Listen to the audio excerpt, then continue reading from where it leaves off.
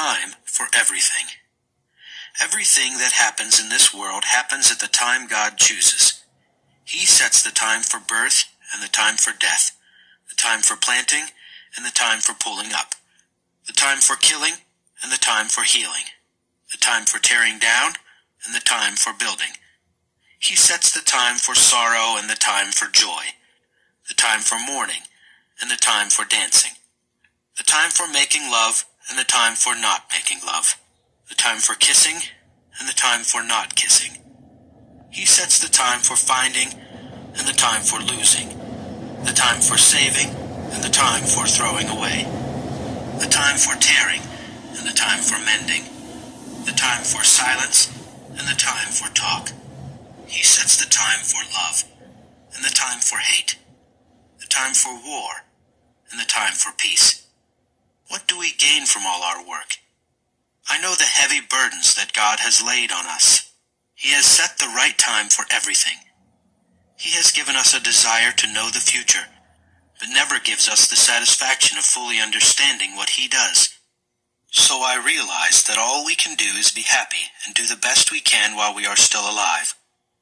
All of us should eat and drink and enjoy what we have worked for. It is God's gift. I know that everything God does will last forever. You can't add anything to it or take anything away from it. And one thing God does is to make us stand in awe of Him. Whatever happens or can happen has already happened before. God makes the same thing happen again and again. Injustice in the world. In addition, I have also noticed that in this world you find wickedness where justice and right ought to be. I told myself, God is going to judge the righteous and the evil alike, because everything, every action, will happen at its own set time. I decided that God is testing us, to show us that we are no better than animals. After all, the same fate awaits human beings and animals alike.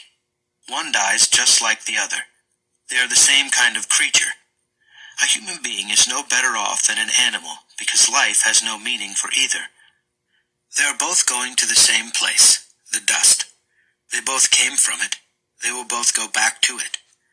How can anyone be sure that the human spirit goes upward while an animal spirit goes down into the ground? So I realize then that the best thing we can do is enjoy what we have worked for. There is nothing else we can do. There is no way for us to know what will happen after we die.